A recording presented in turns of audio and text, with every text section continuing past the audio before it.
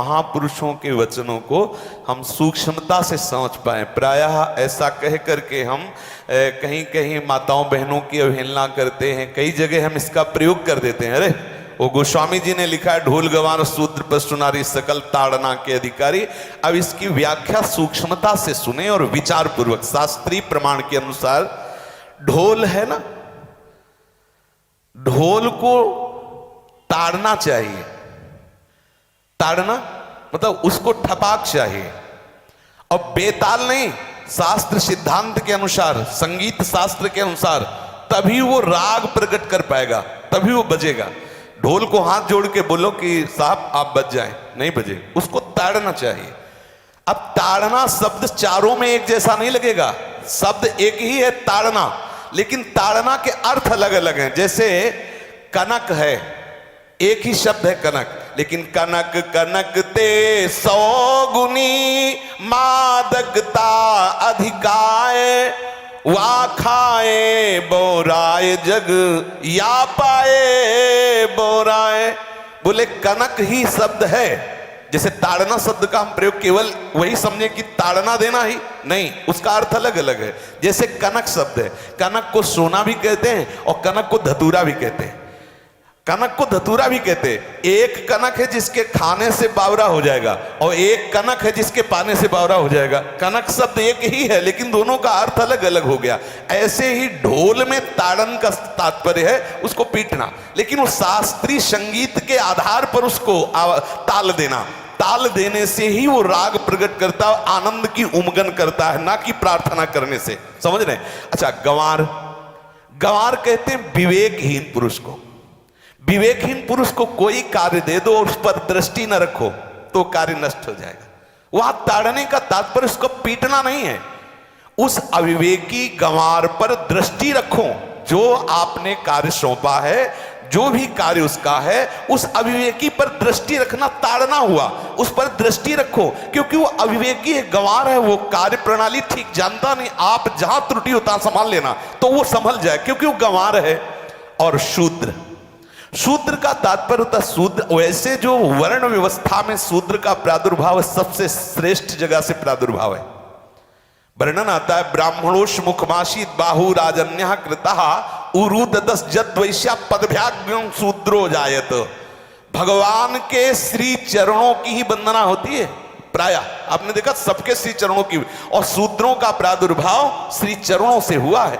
कोई ऐसा न समझे कि शूद्र का मतलब निकृष्ट होता है। यहां शूद्र का तात्पर्य, जब से किसी से कहते हैं कि शूद्रवत आचरण करता है, मतलब शास्त्र विरुद्ध, सदाचार के विरुद्ध आचरण करना, शूद्रवत आचरण की तरफ संबोधन किया जाता है। यहां कहा गया कि शास्त्र की सम्मति, शास्त्र के शासन के अनुसार आचरण हो, सदाचार परायण हो। शास्त्र जिसके लिए जो विधान करता है, शास्त्र शासन स्वीकार करना, यहां शूद्र के ताड़न की बात कही गई। यहां शूद्र ताड़न का तात्पर्य डंडे से प्रहार करना नहीं, समझना। और जो चौथा कहा गया नारी, अगर स्त्री को हम ये कहें कि ताड़न से ही वो केवल काबू में रहती है, तो राष्ट्र में अपने प्रसिद्ध लक्ष्मीबाई जैसी कोई सामर्थ्यशाली वीरांगना, कोई वीरों सामने बड़े बड़े वीरों के दांत खट्टे कर दे, ऐसी बहादुर सिंघनी हुई, अंग्रेजों के दांत खट्टे कर दिए। अगर कोई समझे कि नारी केवल ताड़ने के लिए है तो उसकी मूर्खता है। पुरुष और नारी का समान प्रादुर्भाव हुआ है। भगवान ब्रह्मा के श्री अंग से दाहिनी तरफ से महाराज मनु और बाईं तरफ से उनकी पत्नी उनका प्रादुर्भाव हुआ शतरूपा। शतरूपा, अब आप बोलो, एक ही शक्ति के दो भाग हो गए, एक पुरुष रूप धारण कर लिया, एक नारी रूप धारण कर लिया। अब यहां विचार जो है कि उस नारी के ऊपर ताड़न शब्द का क्या प्रयोग है। जैसे आप मार्ग में चले जा रहे हैं और आपने दृष्टि चूक कर दी और नारी आपकी स्त्री पीछे चल रही, तो कोई हमला कर सकता है, क्योंकि वो रत्न है। 14 रत्नों में एक रत्न स्त्री रत्न भी है। स्त्री को रत्न कहा गया है। भगवान श्री राम जब वनवास में जा रहे हैं तो सिया जी को आगे नाव में जब चढ़ाना होता तो पहले सिया जी को चढ़ा, सीए चढ़ाई चढ़े रघुराई, पहले आगे। दृष्टि रखो, दृष्टि चूक गई तो रत्न है। यहां दृष्टि रखना, शासन मतलब उसकी पिटाई करना नहीं, कि जैसे ढोल को पीटा जाता है ऐसे स्त्री को पीटा जाए, शूद्र को पीटा जाए तो गंवार को, ये व्याख्या नहीं है, ये मूर्खता है, इसे व्याख्या नहीं कहते। जैसे कनक शब्द के कई अर्थ होते हैं, ऐसे ही ताड़न शब्द का यहाँ अलग अलग प्रयोग है। स्त्री के ऊपर दृष्टि रखो, किस भाव की दृष्टि रखे, क्योंकि वो हमारे यहाँ रत्न की तरह है, कहीं कोई ऐसा ना हो कि कुदृष्टि वाला कोई उस पर हमला कर दे। पाणी ग्रहण संस्कार में रक्षा का भी सूत्र बताया जाता है कि आपको अभी ये समर्पित है, आप इसकी रक्षा करें। हमारे शास्त्रीय सिद्धांत में देखो कभी भी स्त्री को अकेला छोड़ने का सिद्धांत नहीं पाया गया। अगर शास्त्रीय सिद्धांत, बच्ची है तो माता पिता के शासन, थोड़ी बड़ी हुई तो भाई आदि के बीच में, और बड़ी हुई तो पति के, और बड़ी हुई तो पुत्रों के, मतलब एक सानिध्य का एक दृष्टि रखी गई है कि यदि आप अपनी दृष्टि में रखेंगे तो उसका अमंगल नहीं होगा, उसका हित नहीं होगा।